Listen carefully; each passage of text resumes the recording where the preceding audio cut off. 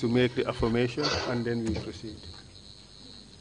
Well, Mr. Chair, I think if you wish, you may dispense with the earpiece. You may be able to hear me through the, how do you call it, the loudspeaker. Only that there's an echo, and that is a bit distracting, but I'll attempt to proceed and see whether they'll be able to fix it as we proceed.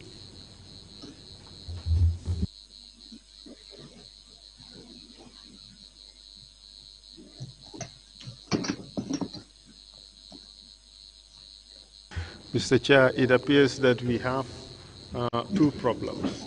We can only solve one and not both. So we either live with the echo or then contend with the hissing noise, or vice versa. So I think I leave it to you to decide individually what you want, whether to hear me or to hear us through the speaker, which means you would have to deal with the echo, or to hear me through the earpiece and deal with the hissing noise that is there. So these are some of the vagaries of the arrangements that we have at the moment. So we got to deal with those. Council, maybe we can hear both issues or systems, and at the end of the thing decide which one is less problematic. I think one can make an individual decision. I mean, all of us can choose to listen to, we can all individually choose to listen to the mic, to the loudspeaker, or we use the earpiece. So I think I would use the earpiece because it's a little better in spite of the hissing noise. But it's a matter of choice. So with your permission, I would start. Please continue. Thank you very much, Mr. Chair. I ask that you leave the speaker on, you know. So, Mr. Witness, are you there? Yes, sir. Welcome to the TRRC. Before we proceed, I'll ask you to make the following affirmation after me. I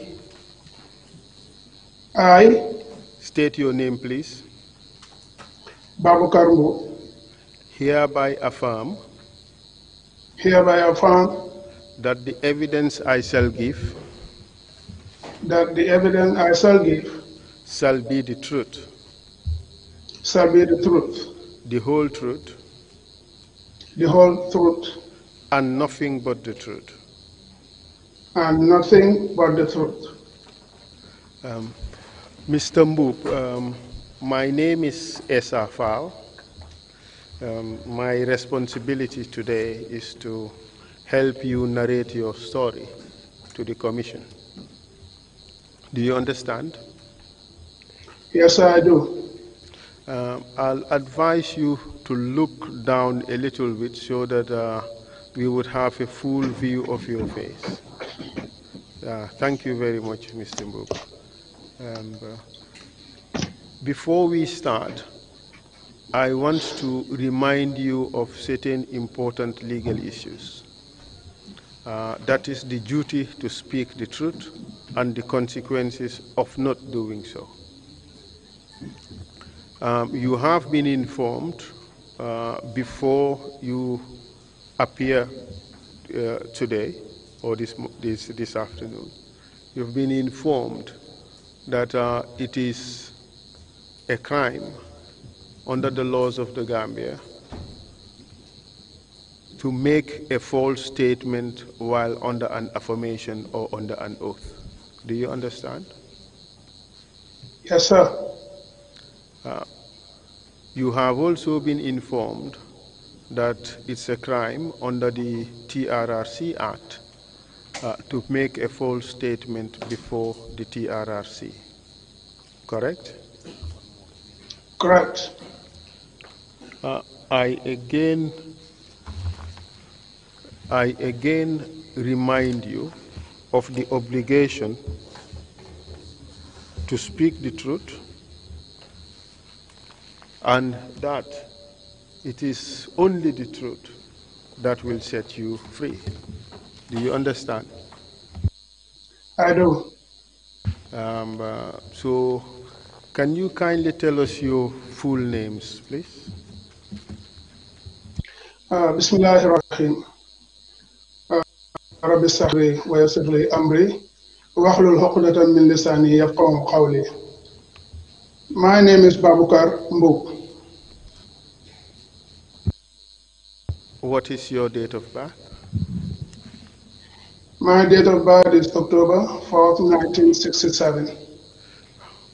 Mr. Mbuk, I crave your indulgence to look down a little bit so that we would have a good view of your face, and also Okay, for you sir. to speak into the microphone, because some of what you're saying do not come clear.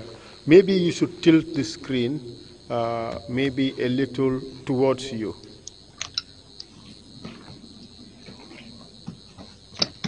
Is this okay?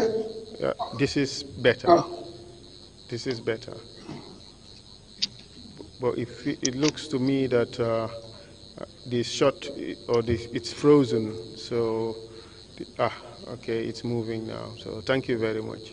So kindly remind us again your date of birth, please. October 4th, 1967. Where were you born? In Nungu Kebe, Lower Nyomi, North Bank Division. Ndungu Kebe, which division? North Bank. Okay, thank you very much. Where did you go to school? I first started in Nungu Kebe Primary School in 75, and then proceeded to Banjul Secondary Technical School in Banjul in 1985. No, sorry, in 1981. And you completed in 1985, correct? Yes, I do. And you enlisted in the Gambia National Army in 1991, correct? Yes, sir. And where did you train? I trained military training in Farafenye. Do you recall your intake number? It was intake number 15. Do you recall when you completed your training?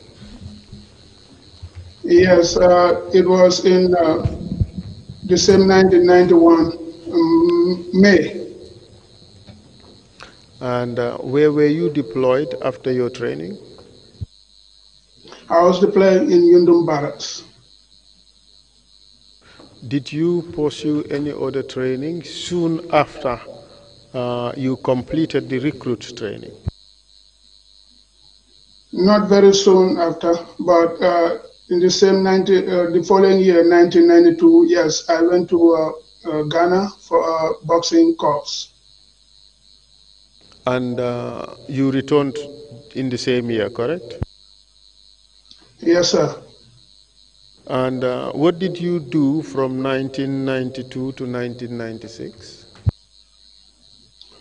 From 1992 to 1996, after returning from Ghana, after a short time, I was transferred to the regimental police. We call it RP in the military. And I was in the military until the Nigerians, when the Nigerians came, the military police was now moved to the army. That's when I was transferred to the military police, and I was there until 1996 again. Then I was also again sent to Nigeria for a bodyguard course. After completion of that course, That's when I was actually moved to the State House in 1996. And what work did you perform at State House? In State House, I was a general bodyguard to the then President Yahya Jammeh and his family, performing And, the general bodyguard duties. and you remained in this position until when? I remained in this position until 2000, very early 2001. Then I was now the orderly to the president in his office.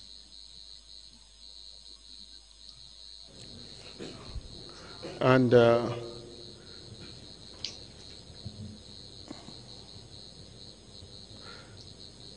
in 2001 and 2004, what work were you doing? I was an orderly to the president, the ex-president Yahya Jammeh, in his office. And what did you do after that? After that, after 2004, I moved to Bakau Barracks to join the commando unit, and I was there until my relocation to the U.S. Which occurred when? In 2004, late 2004. Good. Thank you very much. So, in the month of November 1994, where were you stationed? In the month of November 1994, I was still with the military police, and then that time I was actually like detached to the Army headquarters.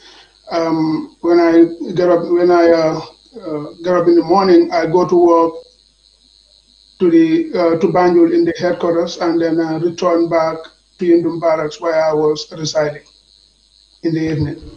So, in 1994 November, you were residing in Yundum Barracks. That is correct.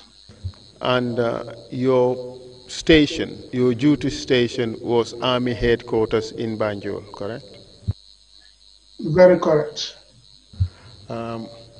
Can you tell us what happened on the evening of 10th November 1994?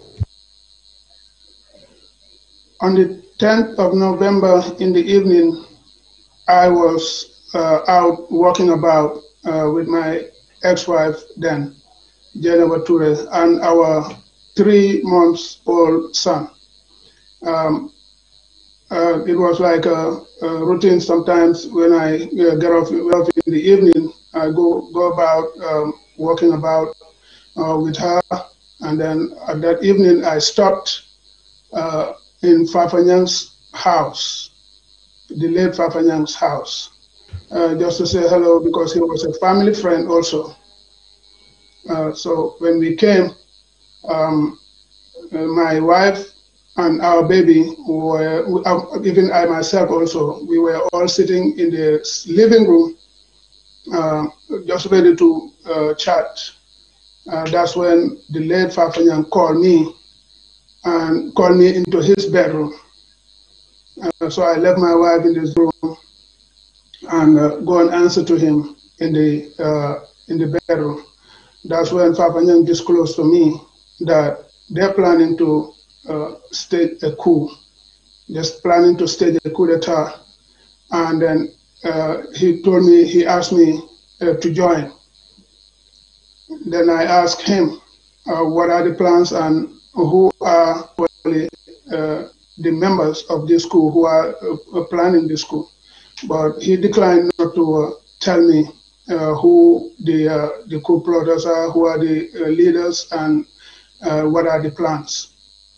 That's when okay, but in my mind, I decided not to get myself involved in those kind of information or those kind of activities, since I don't have no clear decision about it. He was talking to me. Thank you, Mr. Witness. I'm sorry, I have to interrupt you. Okay. I need to clear a few issues from what you have Okay. said. Okay. You did indicate that you went with your wife for a walk and you passed by Fafanyang's house or his accommodation. Yes. And Fafanyang Yes. called you into the living room and confided into his bedroom, excuse me, and confided to you that they were planning a coup d'etat and wanted you to join. Yeah. But he declined to tell you who the other members of the plot were. And you said in your mind that you would not join something that you don't know the full details. That is what you said, Yes. correct? Okay. Yes, sir.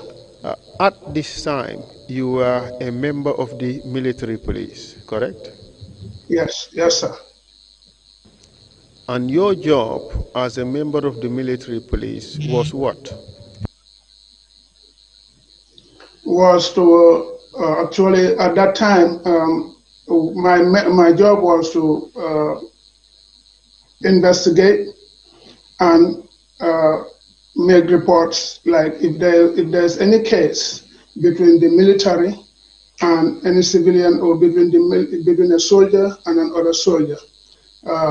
We do the investigation and we do the recommendations, and then forward it to our commander, whoever it is, so that he can forward that information we have and the recommendation we have to the authority at that time. Essentially, what you were saying is that your work was to investigate crimes involving soldiers, yes, sir. Correct? Yes, sir. And at this stage, what Fafanyang told you was already a crime in the making, correct? It is true. And your job as a member of the military police at the time was to investigate, detect, and bring to justice those people who were committing crimes, those soldiers who were committing crimes, just like Fafanyang himself. Yes, sir. Okay. So you left Fafanyang's house knowing fully well that your friend, your close friend, your family friend, as you described him, was planning to commit a crime which you have an obligation to investigate, correct? That is true. Tell us what happened after you left Fafanyang's house.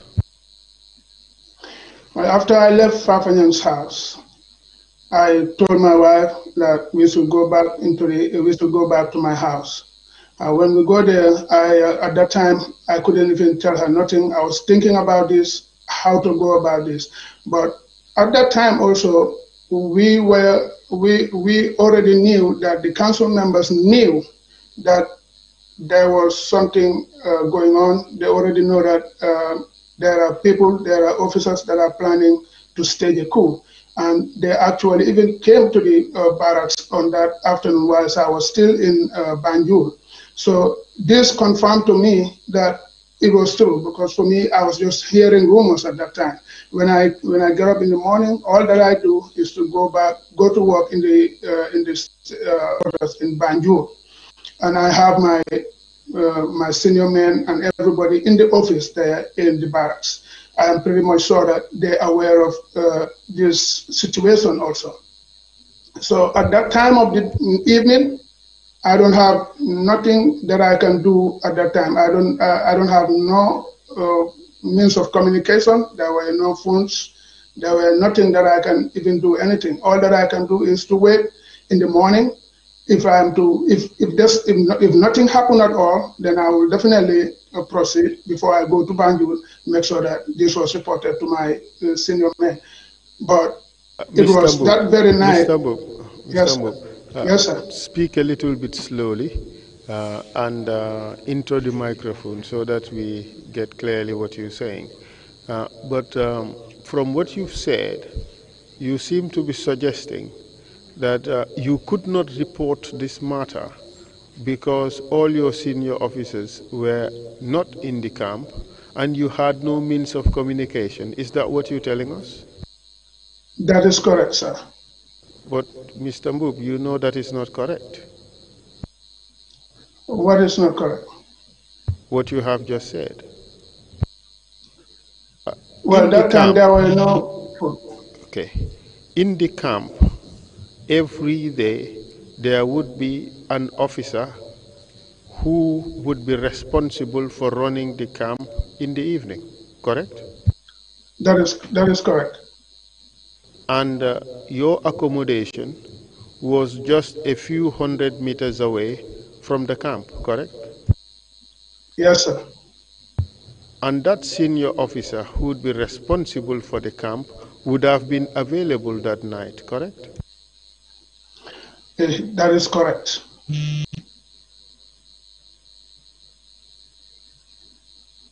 I think there's a relay of what I have just said, but maybe that's just a technical glitch.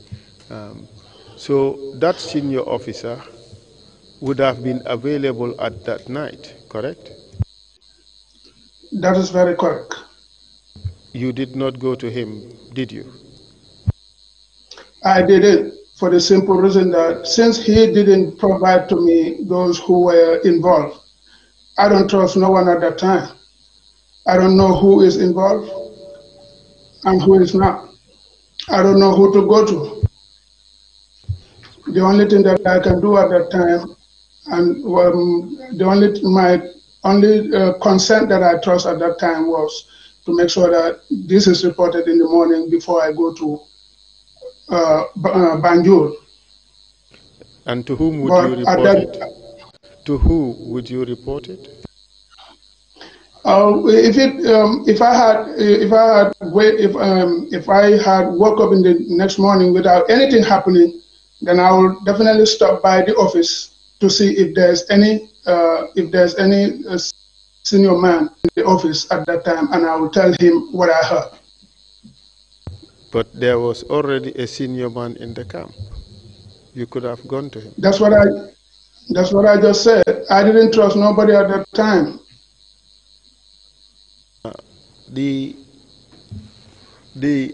Your accommodation, how far is it from Banjulunding? I would say about 3 miles. You know the accommodation of the then army commander, didn't you? Who? Which army commander? Babukar Jatta. I don't know whether he was living in the barracks at that time, or if he was living anywhere close at that time. Mr. Witness, you worked at Army headquarters. Babukar Jatta worked at Army headquarters, correct? Yes, sir. But that time it was the Nigerians. It was no, sorry. Yeah, it was the Nigerians who were in the headquarters. They were the one commanding the headquarters at that time. We are saying November 10th, 1994. November 10, 1994. Whoever was at the commanding at that time, I don't know where he was living, like his residence. I don't know it. Mr. Mbub, how could you be working at the army headquarters together with Babukar Jatta? He lived at Banjulunding. You lived at the barracks. You didn't know where he lived at the time? Wouldn't that be surprising? It might be surprising, but it is the truth. I don't know where he lived at that time. Okay, we move on. Tell us what you did after you went back to your house. I convinced my wife and advised her that I want her to go to Serakunda to my aunt and spend the night there.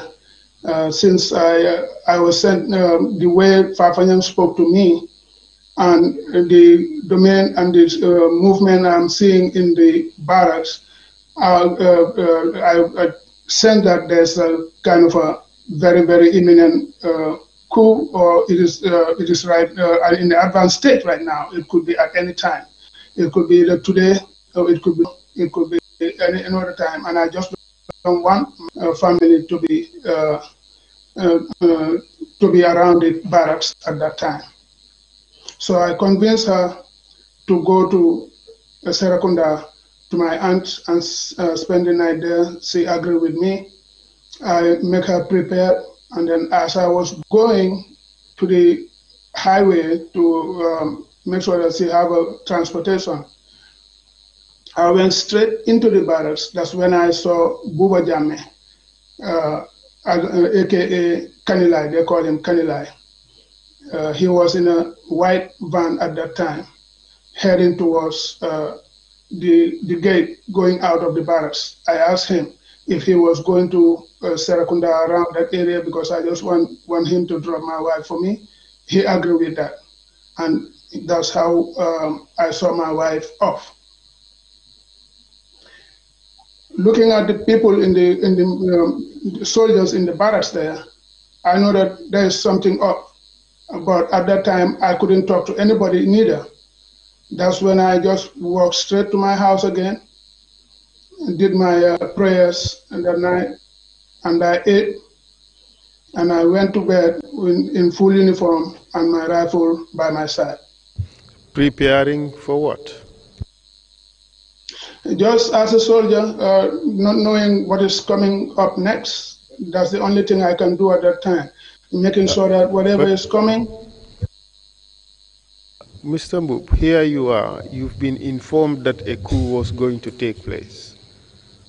Yeah.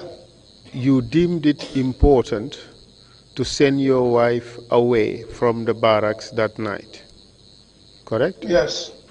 Yes. From the movement that you saw, you believed this was going to take place very soon, correct? Yeah. And you did all the necessary to prepare yourself to go and fight. Yes, sir. On which side? Not at any side. At that time, I was just getting myself ready, not like to fight here or to fight there, but just to arm myself as a soldier and then just see what is going to happen next. That is exactly how I was thinking. Mr. Mbub, we are Yes, not sir. investigating who participated in November 11 on side A or side B. That's not the issue here. If you supported the coup, say it. If you didn't, say it. But it looked like you are readying yourself to participate in the coup you have just been informed about by your friend. That is absolutely incorrect, sir. That is absolutely incorrect. But nonetheless, you did not report the matter. You came across somebody who was leaving the camp. You could have left with him to go and report the matter at the police. Couldn't you have done so? I could have done so at that time also, but it was not in my mind. It wasn't ringing in my mind that one. And the way I saw Buba Jammeh leaving, I know that they are already aware of what was going on at that very instant. To put it simply, you had no intention of reporting this matter. I did have the intention of reporting it, but to my closest commander at that time, definitely yes. And who was that? At that time, it was Captain Butu, late Captain Juf. We used to call him Butu. That was the head of military police at the time? At that time, yes, sir. And you had an opportunity to leave the camp, didn't you? I did have the opportunity, yes, sir, to leave the camp, yes, sir. And you didn't take it? I didn't take it because I wasn't thinking that way like that. I was just thinking like, I'm a soldier. I don't know, even like if I leave the barracks, how would I go back and all.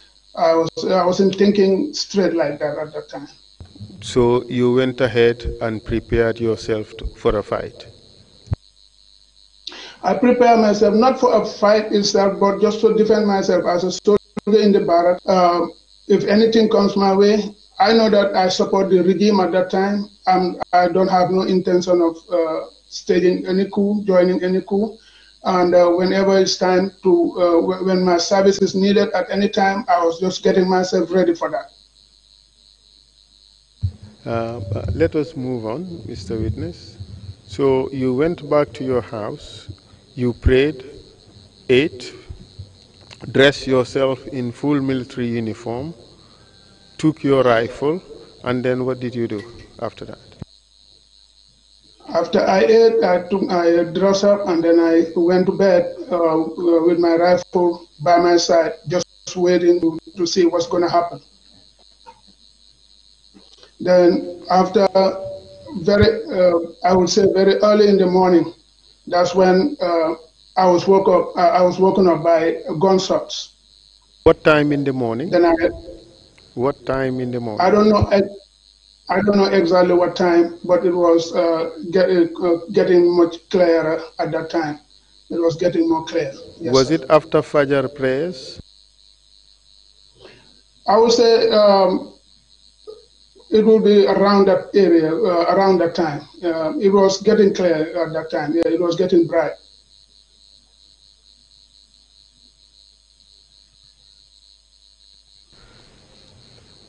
At this time, had you already prayed Fajr prayers? No, sir. Okay, let's try to make an approximation of the time. Was it 3 a.m. or after 3 a.m.? No, sir. It was early in the morning. It was definitely closer to the sun coming up, rising up. 7 a.m.? But I'm sorry? 7 a.m.? 8 a.m.? 9 a.m.? No, before that time. I would say before 7. Definitely before 7. 6 a.m. or after 6 a.m.? I don't know. I cannot remember the time, sir. Okay, what happened after you woke up? I ran and I went straight to the barracks. Actually, I stopped by the office there and asked. There was only one, I think, one personnel I found in the office, and I asked him what's going on, but he couldn't tell me nothing at that time. And I also forgot who exactly was there in the barracks. But that there are soldiers in the barracks right now. That's when I rushed to the barracks. And when I came, that's when I saw soldiers were in the barracks at that time. And I saw Edward himself right in front of the mess, the anteroom, in front of the anteroom. And there were a lot of soldiers around that area also, a very, very number of large soldiers. Okay. So how long did it take you to get to the anteroom from the time you woke up? I don't know, but it will be less than 10 minutes, definitely. It will be less than 10 minutes. I stopped by our office, but then I didn't stay there long, and I proceeded. So when you arrived at the anteroom area, you said who? I found a lot of soldiers there, even a lot of soldiers, including Edward Singata. I saw him, I could still remember. How about other council members? Did you see them there at this time? I couldn't remember. Okay. I can tell you from the testimonies that we have received that the council members left Fajara Barracks around after 6 a.m. and returned to Yundum Barracks. Would it be correct from what you're saying that you saw Edward Singate at the barracks at around 7 a.m.? It could be. It could be. I really don't remember the time, but it could be. But I don't remember the time, definitely. During this time, when you arrived at the barracks, were you able to see people and recognize them from some reasonable distance, like 20, 30 meters? Yes, sir. So would it be safe to suggest that you arrived at the barracks at around 7 a.m.? It could be 7 o'clock. It could be before 7. It could be a little after 7. But I'm sure it is in that area, in that time frame. So it was already dawn at the time you got to the barracks? It was definitely, yeah. And you said you were woken up by gunshots, correct? Yes, sir. And what is the distance between your accommodation and the main barracks, the guard room area? The distance is, you will say, maybe 5 to 600 meters, less than a kilometer. And if guns were fired in the barracks, you being in your accommodation, you should hear it? Yes, sir. Okay. So, and you said that you were woken up by gunfire at around dawn, say around 6 to 7 a.m. And that's the first time you heard the gunshots, correct? That's the first. What is strange, Mr. Witness, is that the gunshots that were fired at Yundum Barracks, based on the evidence that we already have, those gunshots occurred around after midnight to between midnight and 2 a.m. What do you say to that? I don't know about that, but I'm sure that what I heard that woke me up was a gunshot. It could be sporadic, somebody just opened fire or something, but that I heard was a gunshot. How many gunshots did you hear? Well, one woke me up, and since I woke up, I didn't hear another one. So you heard only one gunshot? One. Yes, sir. But wouldn't it be strange that throughout the night, between 12 midnight and 2 a.m., there was a lot of gunshots? You didn't hear it, but you heard the lone gunshot at dawn. Wouldn't that be strange? It is not strange to me. Since I was sleeping, you could be woke up by a little tap. Sometimes a loud bang you will not even hear. It's not strange to me. You couldn't hear the sustained gunfire, but you heard the one gunshot. Wouldn't that be strange? Maybe it's because at that time I already have enough sleep, and anything can wake me up. It could be that too. But I'm sure that when they were firing in the night, I didn't hear even a single gunshot. Even though you were 500 to 600 meters away from where the events were happening? Yes, sir. Isn't it, Mr. Witness, that you do not wish to place yourself at the Yundum Barracks for the hours in which the fighting was taking place? You're coming breaking, sir. I didn't hear your question. I will repeat that, thank you. Is it the case, Mr. Witness, that you are avoiding to place yourself at Yundum Barracks at the time when the fighting was going on, the hours of 1 a.m. and 2 a.m.? No, sir, that's not the case, sir. I was ready for anything for my service. And if I had heard that guns, if I had heard anything at that time, I was just going to get up and go. And to offer your services to who? To the government. But earlier on you said you did not know to which side you were going to fight on behalf of. No, what I meant there is not. I don't know. Getting myself prepared, just in case of anything. I am already armed and to defend myself. That's what I meant on that side. But like the question of which side am I on? It was definitely the government of the day. I was just loyal to the government of the day. Okay, so tell us what happened when you arrived at the barracks at 7 a.m. or thereabout. Well, within 5 minutes, when I noticed Edward Singate, and it was almost the same time, he was ordering soldiers to go and get Papanyang from the guard room and execute him. And I was right there. Would it be correct to say that this Fafanyang is the person who briefed you about the coup d'etat the night before? Yes, sir, it's the same Fafanyang, yes, sir. And would it be correct to say that from the moment Fafanyang informed you, you had an obligation to report the matter, correct?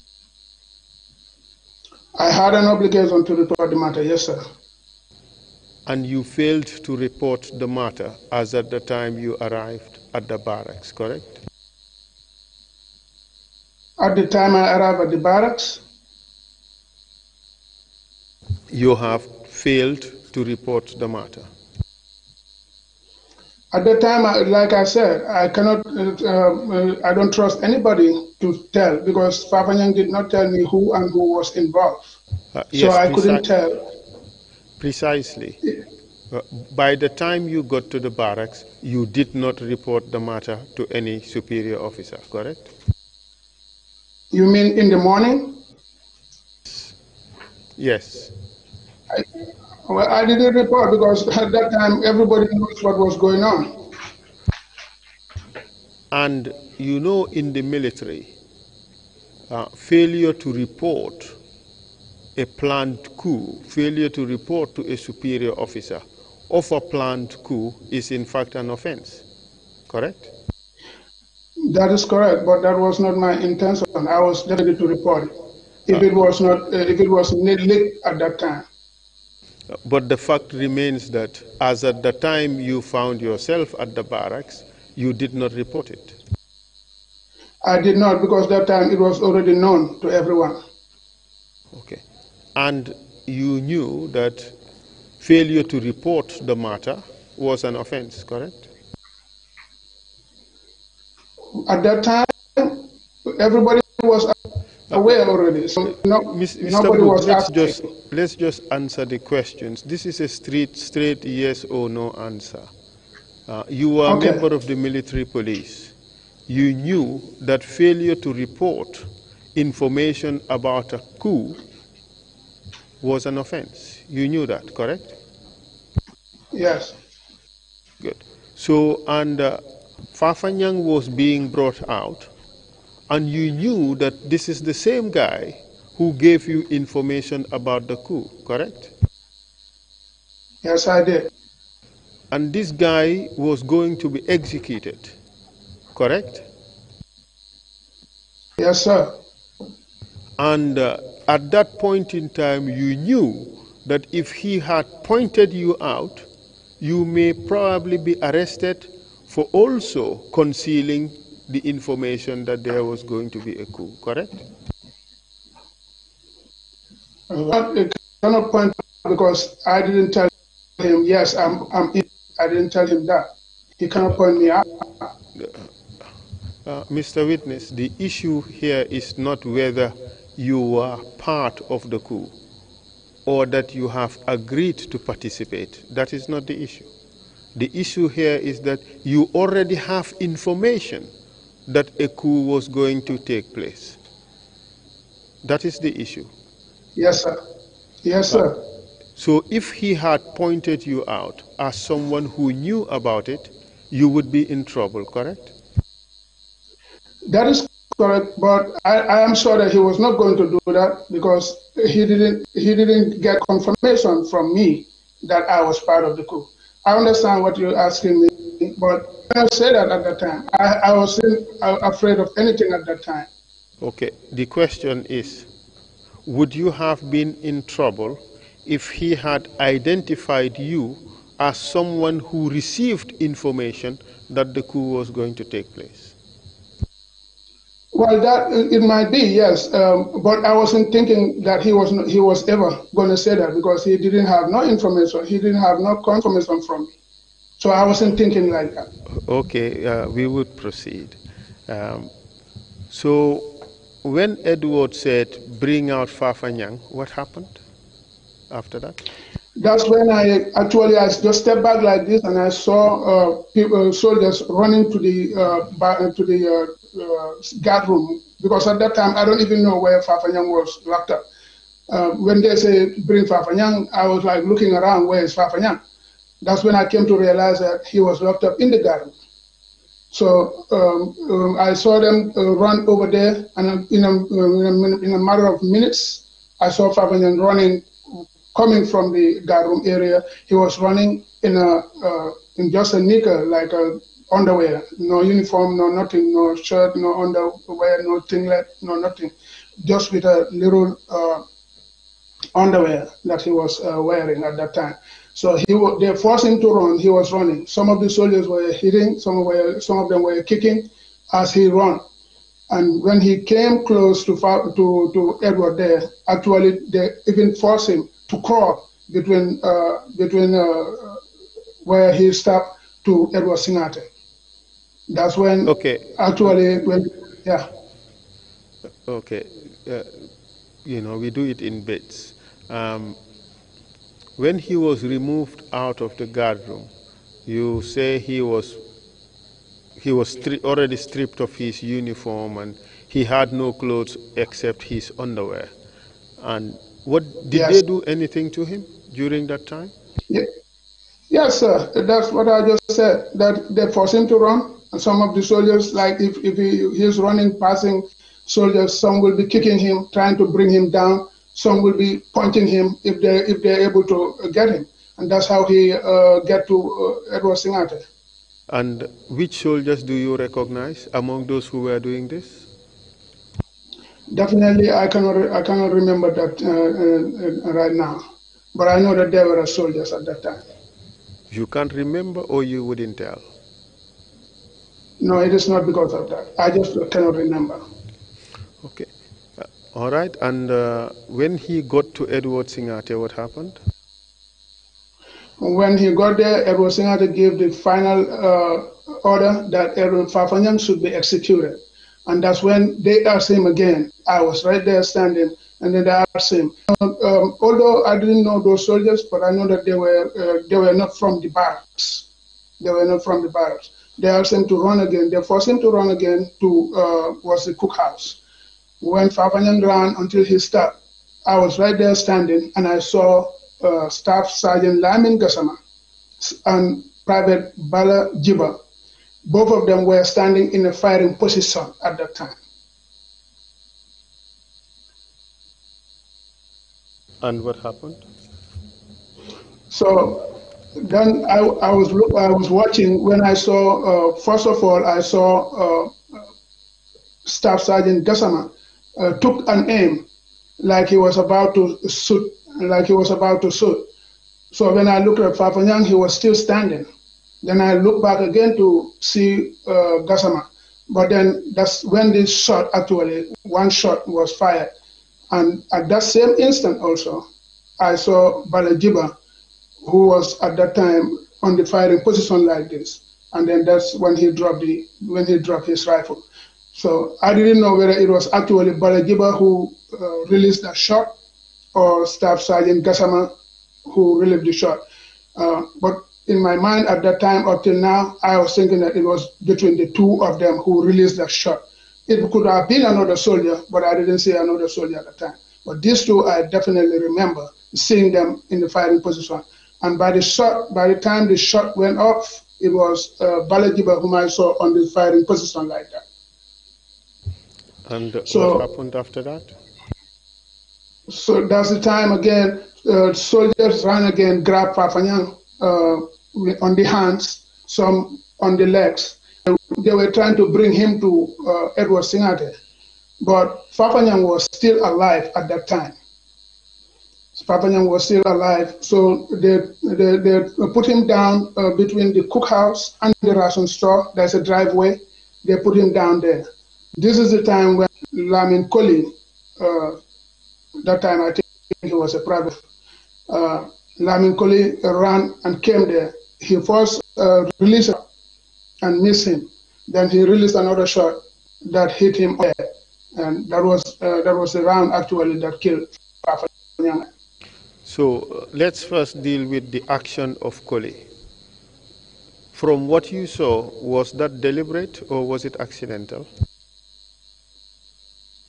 Well, if it was accidental, I don't think he was going to do it twice. Because if, as a soldier, if you make a negligent charge, which is like firing your weapon by accident, you should definitely stop and correct that. But if it fire again, and this time you're pointing your gun to the individual, I don't think that's accidental. It could be an accident, but I don't think so. Did you see him aim at the victim, Fafanyang? Yes, sir, I did. Did you see him press the trigger? I saw him fire his weapon. And in your book, as an experienced soldier, that was deliberate? I will say that, yes, sir. Okay, now let's take it a few steps backwards. Fafanyang was allegedly brought out of the guard room and pushed towards Edward Singate, or the direction where he was shot, by yourself. What do you say to that? By the way, perhaps maybe before you answer, let me ask the technicians to play this video, and you see it, and you tell us what you think. Okay. Can you kindly play the video, the excerpt of Esa Mendy, talking about the killing of Fafanyang? From there, we went back to Yundum Barracks. When we arrived at Yundum Barracks, we stood in front of the guard room there. This man was brought in, Sergeant Fafa Nyang was brought in by Corporal Kanyi and Boop. Which Corporal Kanyi are you referring to?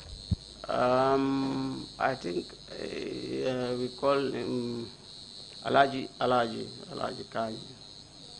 And who else? Babkar Boop. What was Babkar Boop's rank? He was, if I may call, he was a lance corporal. And they brought out Fafanyang. And yes, can you show us how Fafanyang was being brought out, the way he was treated? Can you show us? We want to appreciate, we want to have a good understanding how Fafanyang was handled when he was being taken out. Can I get off? By all means. Okay, sir. Microphone. Kindly yes. up the volume. Speak through the microphone. This was the guard room here. Then there is rooms, houses around there. So we were standing here. He was dragged. Both of them, one handle here, one handle there. They were pulling him. Then he was saying, "Bilai walai talai, I am not a monk." That was the word that he was saying. But Sana Sabali ordered them, go and shoot him. So they drag him up to the anteroom area towards the guard room. Then they fire.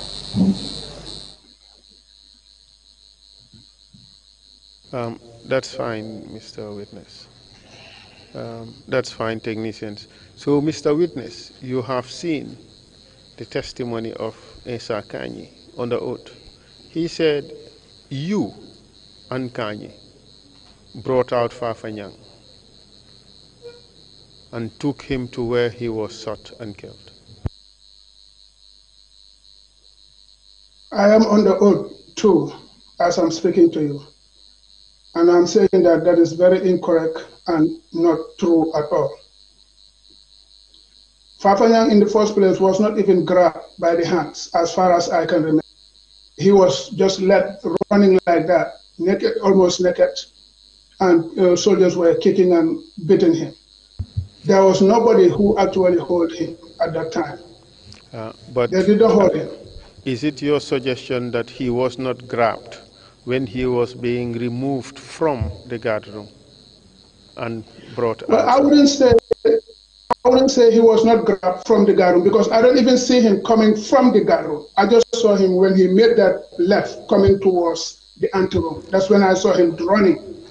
So you are saying, therefore, that Esa Mendy fabricated the story that you, Babukar Mboup, and Alaji Kanyi brought out Fafanyang and took him to the place where he was executed. You're saying what he said is a lie?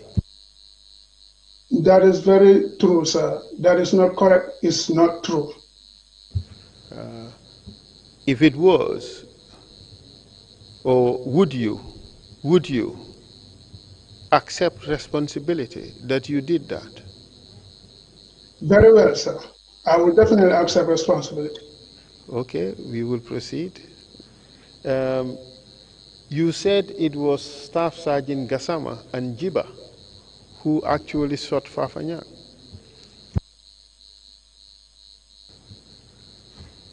Staff Sergeant Gassama and Jiba, you saw them take firing positions, and Fafanyang was hit by gunshots. You believe they shot him.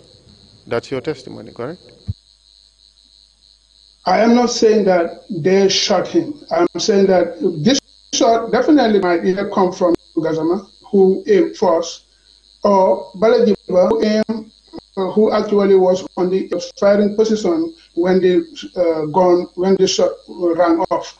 But I didn't say that it was either Gassama or this thing. I know that the shot might either come from the two of them, either one of them, because it was only one round that was fired. I don't know whether it was Balajiba, who was at the firing position at the instant the shot was fired, or it was Gassama. I couldn't say for sure, because before I look at them, the shot has already been fired. So I couldn't say whether it was. At the time the shot was fired, where were you standing? I was standing, actually, I would say, on a side between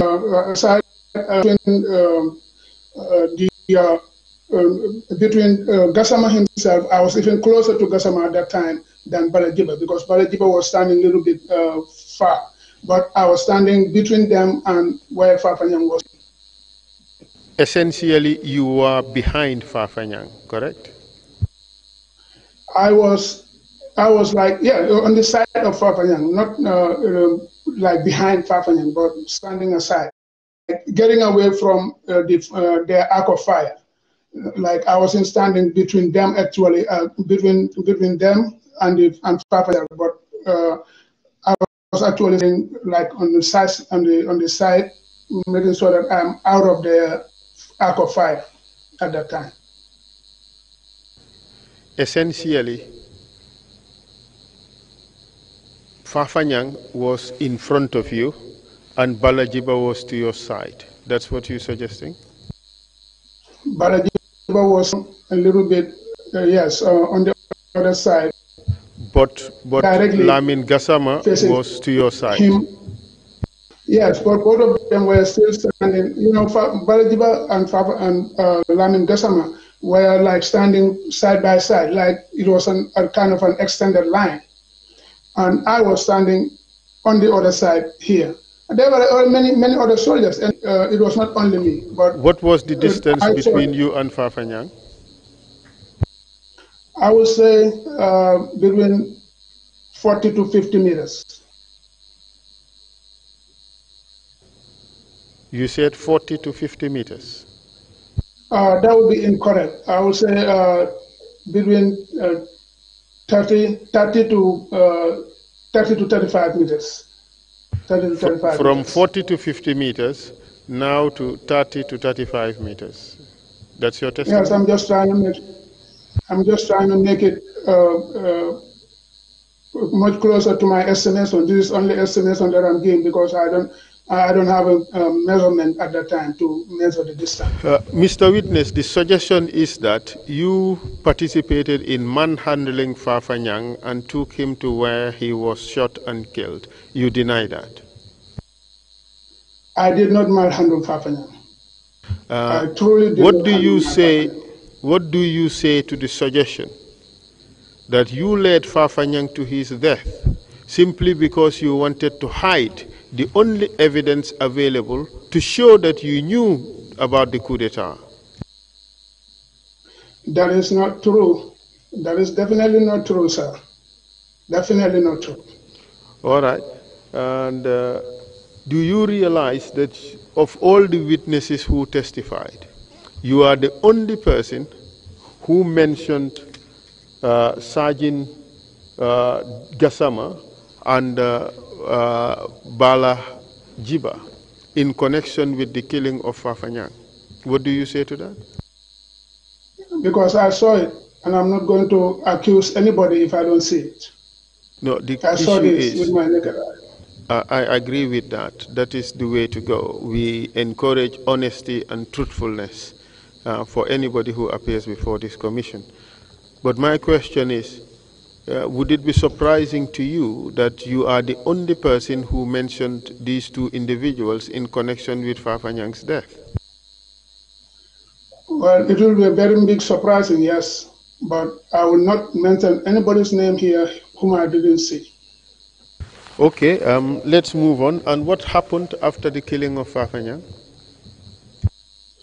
When that happened, it was actually when I think Edward Singate actually, I think he went back into the anteroom there. And for me, I myself personally, I tried to go back to, because I didn't even pray super at that time. So I tried to go back to the office so that I can have time to do my prayers. After my prayers that day, I didn't even go to Banjul to perform my duties there. Instead, I was in Yundum Barracks there, in the office in Yundum Barracks. Yes, and what happened while you were there?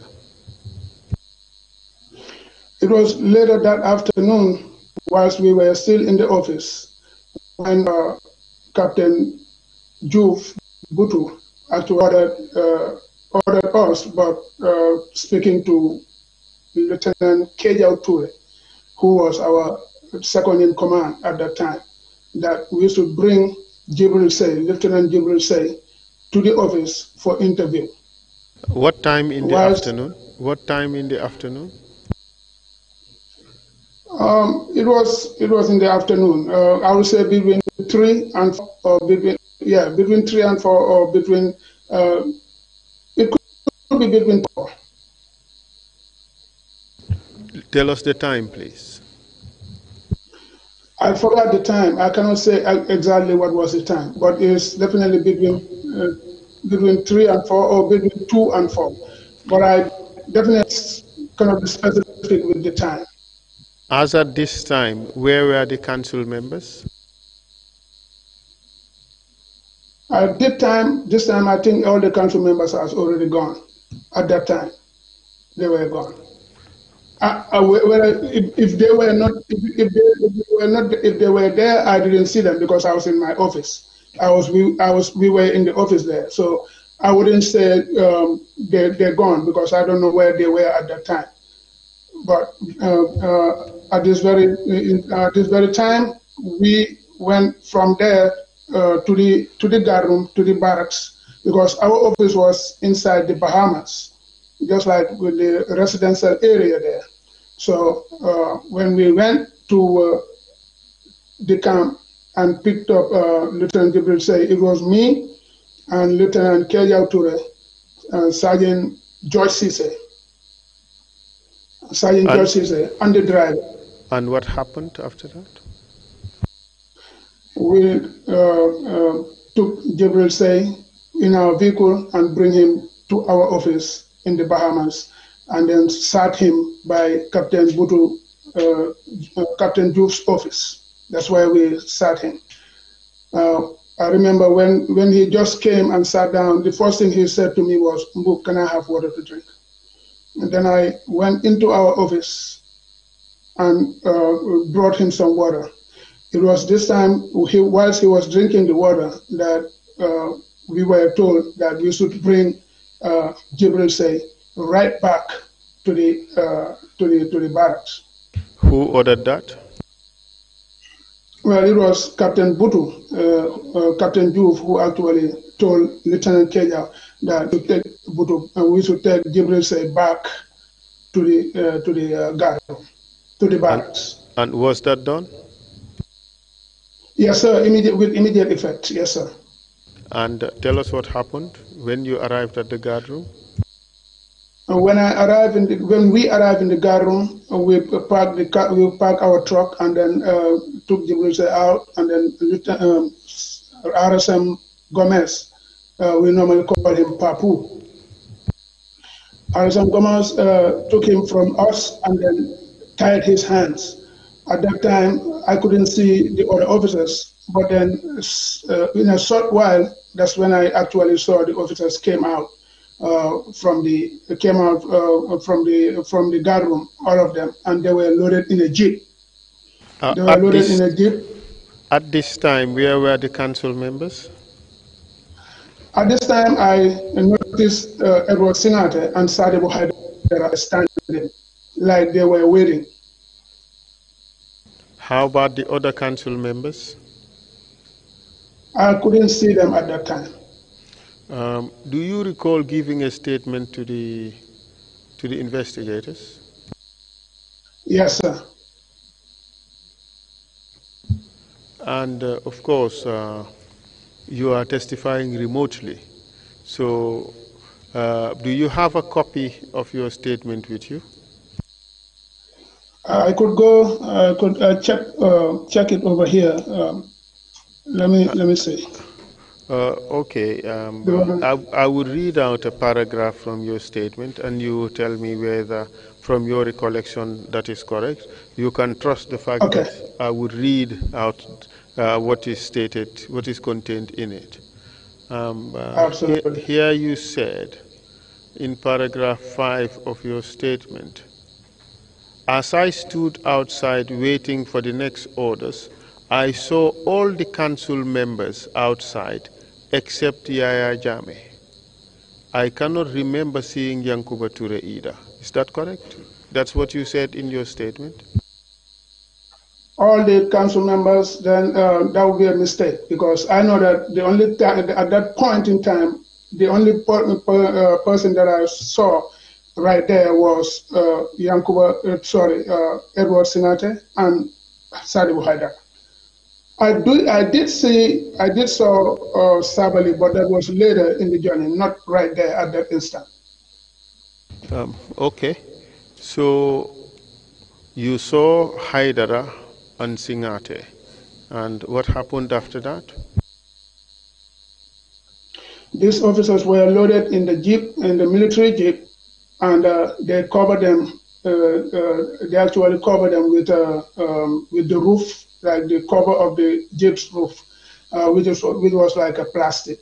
They covered them with that. And that's the time. Can you tell us which soldiers you saw participating in this? I am sure RSM Papu was part of it, but I did not remember the rest of the soldiers. Can you give us names, please? I say I can remember RSM Papu participating in that process, but not the rest of the soldiers. I cannot remember them. And the orderlies of the council members, where were they at this time? Most of them were there at that time, but I don't even know them that much, so I couldn't say who was who at that time. Okay, Can you tell us what time this event took place? This was definitely from 3 to 4 o'clock or from 4 to 5, that time. It was from 3 to 4. It was from 3 to 4. Okay, what happened after that? Then when the council members departed, and then they actually it was Edward Singate who lowered down his window and told us, get on board and follow behind the convoy with the military police who were there. And then that's when I myself, Lieutenant Keya Ture, Sergeant Cisse, George Cisse, and the driver, whom I forgot his name, we boarded the truck, and then we followed right behind the convoy. You said some officers were put in this jeep-like vehicle. Do you recall which officers were put in that vehicle? Yes, sir. I can still remember Lieutenant Jibril Say. I can still remember Lieutenant Jammeh, Buba Jammeh, Lieutenant Bakari Mane, Cadet Silla, Ablaiba. Yeah, these are the guys that I remember their names. I know that there was an other officer, but I don't remember his name. Thank you very much.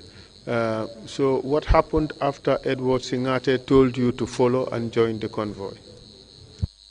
We did as he ordered us to do, and we headed towards the gate outside in the highway. At this point, I was thinking that they were taking them to Mile 2 prison.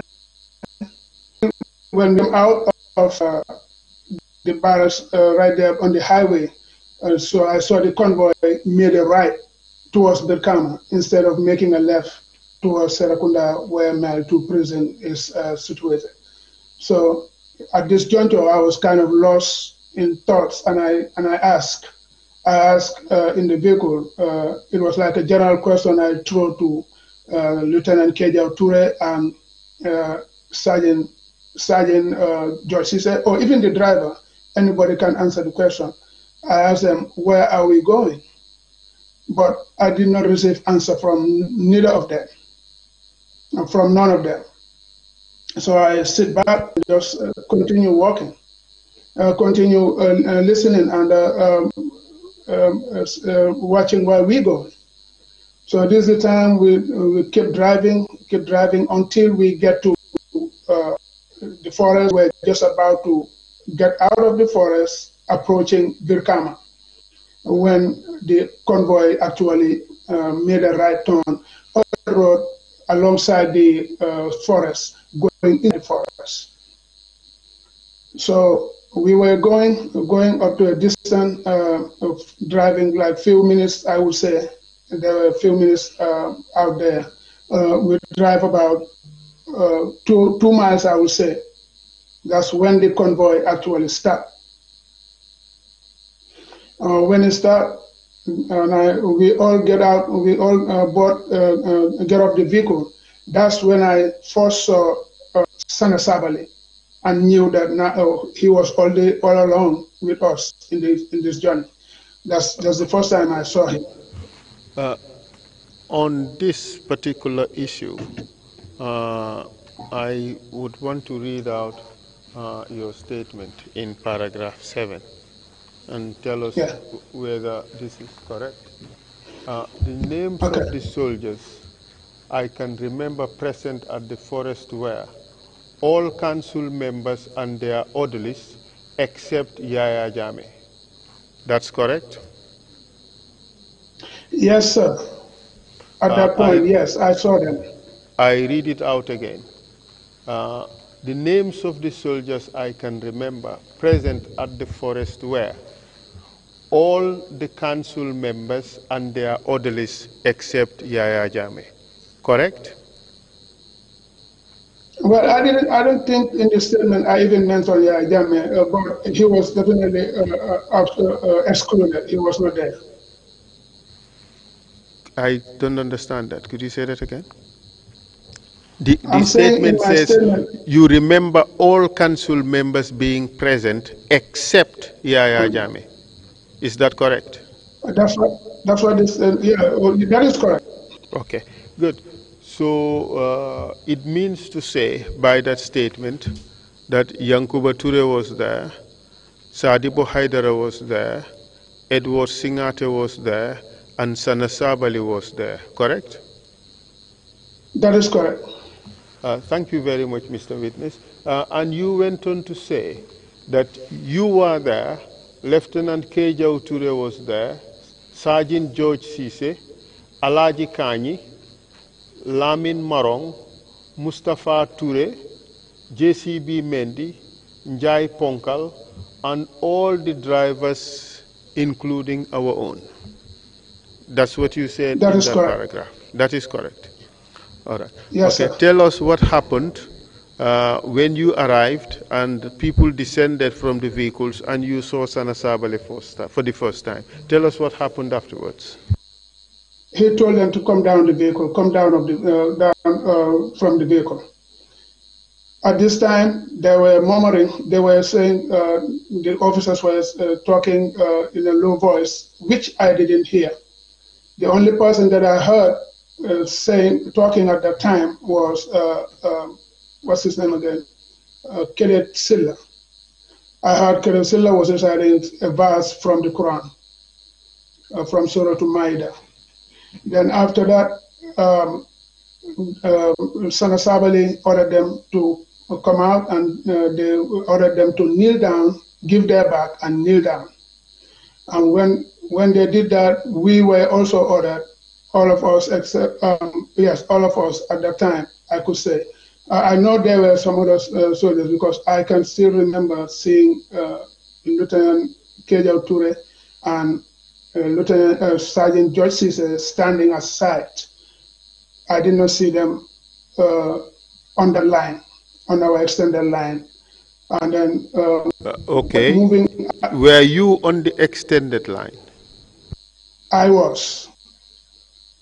Okay, proceed, please.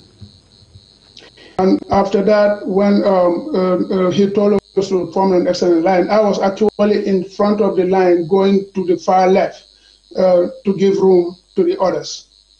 Then that's the time actually one of the officers was trying to say something, and Sana Sabali cut him short and screamed at us, all those who were on that extended line. I did not know who and who were there because I was the one in front. They were on my back, so I don't know who and who were in front. Then that's the time Sana Sabali screamed at us and said, "Hey!" When he said that, that's exactly when the firing started. We opened fire on them, and yeah, we opened fire on them, and then it was like a matter of seconds. I would say from 1 to 2 seconds. All these captured officers were down on the ground. Did you fire? Then we were ordered. Yes, I did. Good. Mr. Witness, well, it's refreshing that you have accepted that you fired at the soldiers. Yes, sir. Yes, you have changed your evidence from the story you previously provided, that when you were ordered to fire, you fell down and did not fire. But now you have accepted that you fired. Correct? I did accept that I fired. Only for this thing, because this is what I believe, that even if I don't fire at that time, it makes no difference. It doesn't make no difference. No. Let's not muddy the waters. Okay. Let's call a spade a spade. Initially, yes, your story was that when you were ordered to fire, you fell down and did not fire. That was your first story. I did actually fell. Correct. Yes, okay. I did actually fell. Yeah. You now accept that when you were ordered to fire, you fired and all the others fired, Yes, sir. correct? So you Yes, have sir. accepted that you have changed your story from having fell down now to firing your weapons. Let's just get the record straight, correct? That is correct. Yes, sir. All right. Thank you very much. So by saying that, you are admitting to participating in the murder of those soldiers, correct? That is correct, sir. Thank you very much. Let us move on. After these soldiers were killed, what happened? We were ordered again by the same Sana Sabali to load them on the jeep again and then drove back to the barracks. Okay, and tell us what happened. Coming home. Yes, on our way coming home, the convoy were running very fast. The vehicle were running very fast. And our military police truck was very, very slow at the time. It was old, and at the same time, I'm not even sure, I can't remember, but I know that we had a little delay. First of all, the convoy left actually departed before we depart. And then they were running very at that time. So we got into the late that evening, between the hours of 6 and 7, I would say. Mr. Move, yes, proceed. Yes, when we get there, we found out that actually they have already taken out also Ibrahim Sise and Sergeant Kamara, and both of them were also executed. This we learned when we get there, and they were also buried together with those soldiers that were executed in the forest. Did you arrive at the barracks before the burial of Sise and Kamara, or after their burial? To be honest, I cannot even say whether it was after or before, because I didn't even get there. What I really have in my mind, what I believe at that time was they were already. I didn't see nobody there trying to bury anybody, and no dead body, no corpse at that time neither. Were you at the barracks at the time of the killing of Ibrahim Sise? I was not there. I was still on my way coming. You see, Mr. Witness, the problem we have with this aspect of your testimony are twofold. One is your involvement, and the second is your whereabouts at the relevant time. The evidence we have is that this event about the forest, it took place between 2 p.m. and 3 p.m. By 4, in fact, by 3 p.m., all of you were already back at the military barracks. What do you say to that? To my recollection, I don't think that's accurate. But if they say so, and if that was the time, it could be. But I am pretty much sure that when these soldiers, these two sergeants, were executed, we were still from the forest coming to the barracks. That I am very much sure of. Okay. Let's listen to the testimony of some of these witnesses. That would help us situate the time.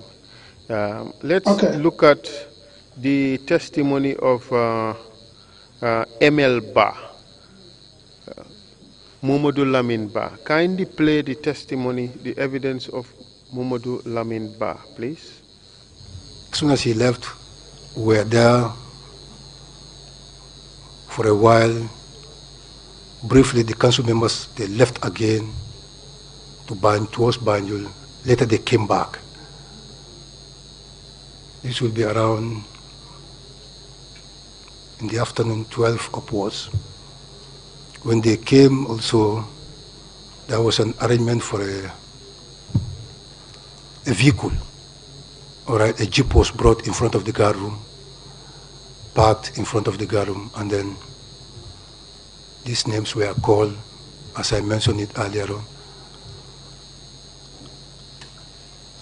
the cell was opened, Lieutenant Say was called, and then followed by Buwajame, Bakar Mane, Lamin Dabo, Ablai Bah.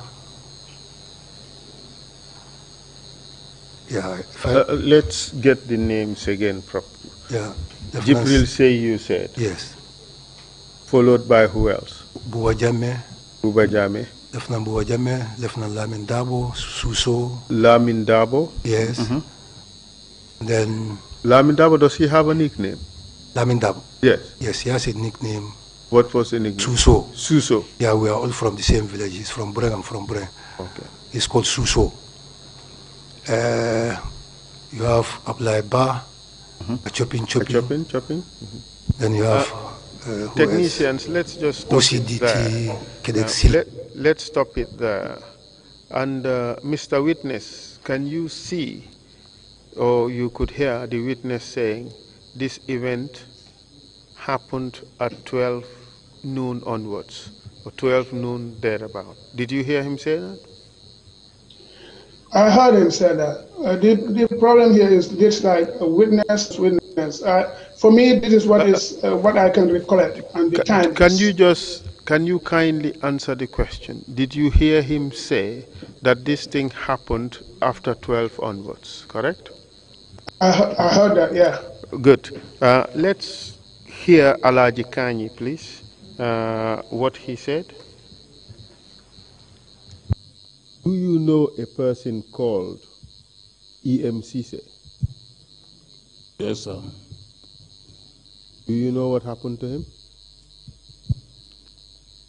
Well, he's also killed, but not at the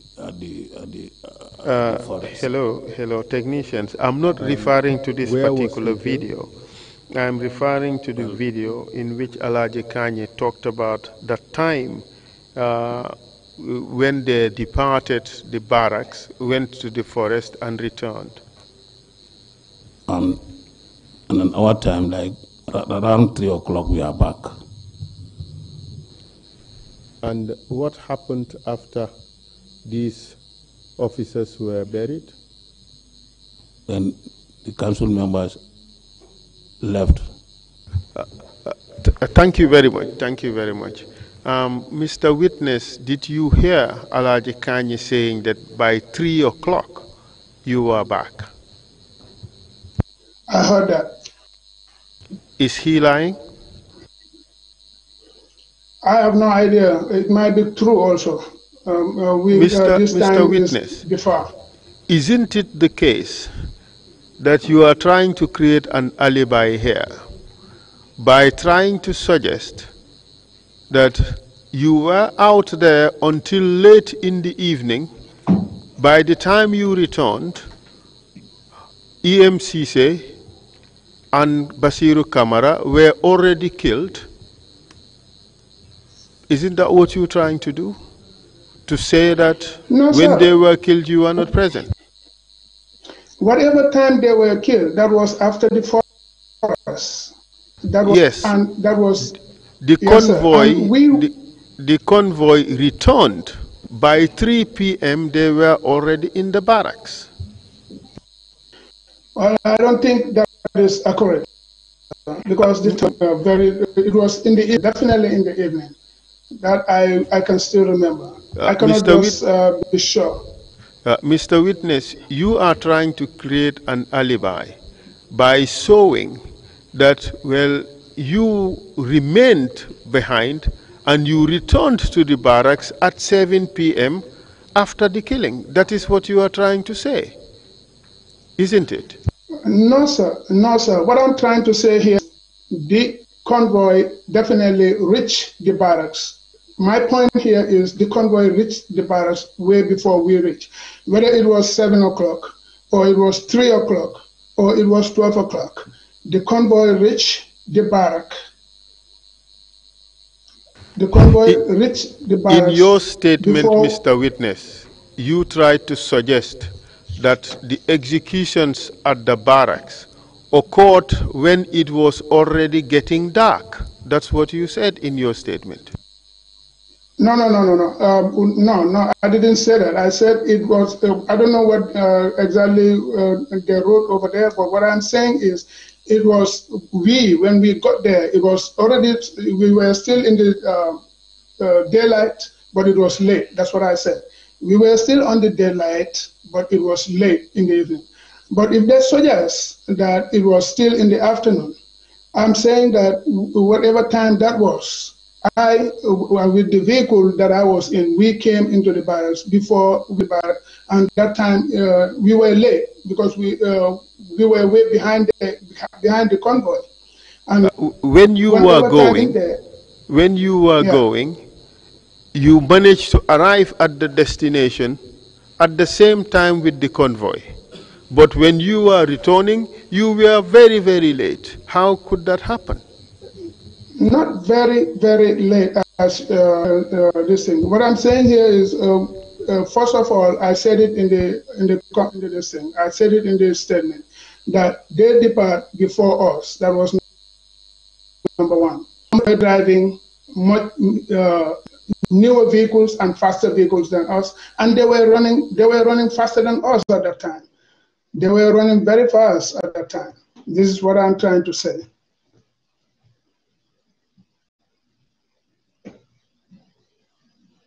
They were able to reach the barracks 2 or 3 hours ahead of you? Oh, no, definitely not. Definitely not. It will 1 hour? It will be 1 hour before you? It will be between, no sir, it will be between 25 to, it will be between 15 to 25 minutes. That's the time. Kanye said they arrived at the barracks around 3 p.m. You say to that? We may differ in time frame. That is just the recollection of the mind. It could be true. But let me tell you your recollection. In your statement, you said this. It was very late in the evening when we returned from the forest. That's what you said in your statement. That's what I thought it was. That's what I perceived in my mind, that it was in the evening. But if they say very late in the evening, that's what you said. Late in the evening, but still sunlight. Definitely, there was sunlight. In your previous statement, you said it was getting dark. It was getting dark. Well, if I said that, it was a mistake. But I know that it was, for me, what I can remember in my mind is it was in the evening. We got there in the evening, late in the evening. Mr. Witness, you created this alibi because you wanted to extricate yourself from being present in the camp when Ibrahim Assise and Basiru Kamara were killed. That's what you're trying to do, isn't it? Not at all, sir. If I was there, I would definitely tell you. I was there. Let's listen to the testimony of some of the witnesses to hear what they have to say about the killing of Ibrahim Assise. Could you kindly play the statement of the evidence of Said Dabo, please? They came first to the barracks. Then Sergeant Ibu Sise, I forget, he was inside the cells. Then they called him out, and he was asked by Sana to do his last prayers. He did it. Then from there, Sana Sabali told him that march and go and join your friends. Whilst the dead bodies were lying behind the cookhouse, Sana Sabali told him that march and go and join your friends. As he was going, Lance Corporal Mbub, he gave first name, please. Babukan Mbub. But Mbub, Corporal Mbub, his first name I think is Babukar, but I'm not sure. But the Mbub, yeah, he was the one who shot Sergeant Sise. He gave him 2 shots on the back and the head. The sergeant fell down. That was the end of Sergeant Sise. From there, Sana and his people, they left. Thank you very much. Kill anybody? Thank you very much, technicians. Mr. Witness, Mr. Mbub, did you see that? I saw that. Did you see that? I saw it, sir, yes. So you see Said Dabo placed you at Yundum Barracks at the time when EMCC was killed, didn't he? That is very wrong. That is not true at all, sir. If I was there, I would definitely say I was, but I was not there. Okay. All right. Let's hear Alaji Kanyi on this same subject. Can you play Alaji Kanyi's testimony? Do you know a person called EMCC? Yes, sir. Do you know what happened to him? Well, he's also killed, but not at the forest. Where was he killed? Well, I was not present the time he was been killed. Upon arrival from the forest, we found his dead body. From reliable sources said that he was killed by somebody called Mbu, but then I was not present. Thank you very much. Thank you very much, technicians. Thank you, technicians. So, Mr. Mbub, did you hear that? I heard that. These are two separate witnesses who claim that you killed Ibrahim Asise. You still deny that? It is not true. I also heard from the same witnesses. I recall John C.B. Mendy, when they asked him about the same Ibrahim Asise. He told you guys that it was actually, he saw it with his naked eyes, that it was Alaji Kanyi who actually shot Ibrahim Asise. Also, Alaji Kanyi himself has admitted killing Fafanyang, but there was no Fafanyang at that time. There was no Fafanyang at that time. I agree with what you... Alaji Kanyi was the one who was actually confusing between Ibrahim Asise and Fafanyang. I honestly did not even witness Ibrahim Asise. I was not there. I didn't know how did they kill him or where actually in the barracks did they kill him. I don't know. The problem you face, Mr. Witness, is that two people have implicated you in the killing of Ibrahim Asise. That is something you would acknowledge. That is a problem, isn't it? It is a problem, I know. And also you have a difficulty explaining how you were not in the barracks when during the killing of Cisse and Kamara, when everybody else you went with to the forest was in fact in the camp at the relevant time. And that's incorrect, sir, because I know that I was still in the vehicle with Lieutenant Kejau Ture and George Cisse. And these two can and our driver, whom I definitely forget his name, but he can also bear me witness that we came late, we came last in the barracks from the whole convoy. We were the one who came last at that time. But if you were to arrive between 10 and 25 minutes after the convoy, that is something you acknowledge. You said it, 15 to 25 minutes. That would take you in the barracks certainly before 4 p.m. And 4 p.m. is certainly very different from late in the evening or very late in the evening for that matter. I'm saying here, all that I'm saying here, that this is my perception of the time. For me, this is the time that I can remember that actually we came into the barracks. And I still remember seeing Captain Butu when we just came. He was there waiting for us and telling us that we can go to the office. When we came, there was no council member in the barracks anymore. You see, the only reason, Mr. Witness, the only reason why you would not accept that you were in the barracks together with the council members is because you want to give yourself an alibi. and therefore extricate yourself from responsibility. Extricate yourself from the allegations of murder that have been made against you. That is true, but I am not trying to run away from any responsibility. Believe me, if I was there, or if I was the one who did it, I will definitely come out plain and acknowledge this and admit it. But and I wasn't you see, there. And Mr. Witness, I cannot. You, Yes, sir. you also avoided mentioning participation of your colleagues because you want a trade-off. You don't implicate them and they would not implicate you.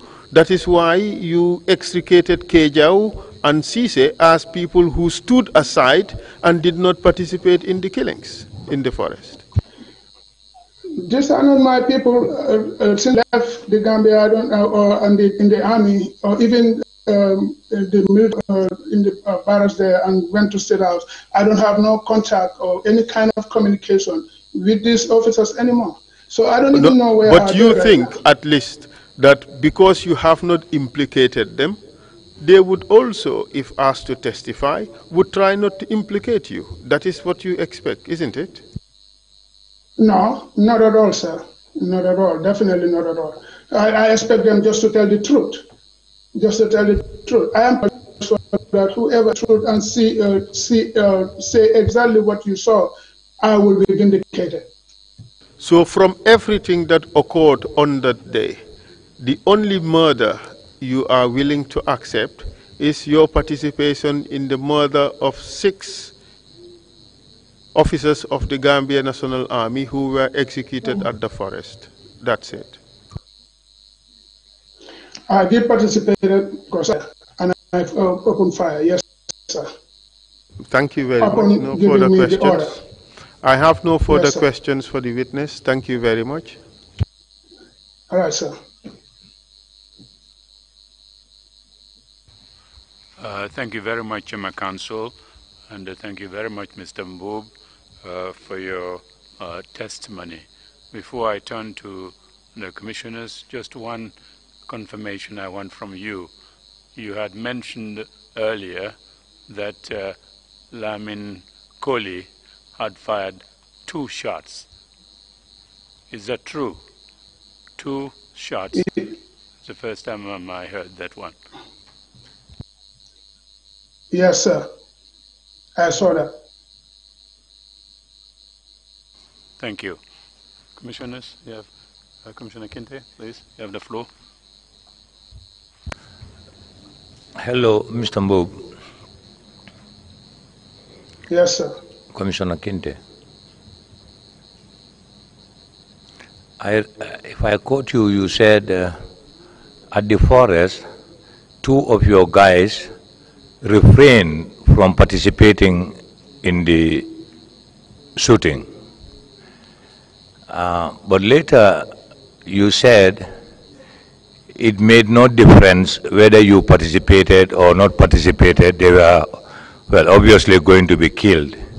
But why didn't you take the stance that even if it was to happen, I would refrain as my 2 colleagues so that I'm not counted among those who participated in the shooting? At this moment in time, we were like kind of directly ordered by Senator Sabali himself. And at that time, you as a private soldier, you dare not to stand aside and look at watching this happen. They're gonna even if you stand aside, they will still tell you to join. And at that time, I did not have the guts to stand there and try to say that, oh no, I'm not going to participate on this thing, because Senator Sabali was acting so furiously at that time, so erratic at that time, that even including Edward Singate himself was silenced. Yeah, but in the case of Favanyang, you said you were standing at a position between Jiba and the other guy, I forgot, who took shooting positions, and one of them you said shot. But this one you did not participate. You dared not participate. What are the difference?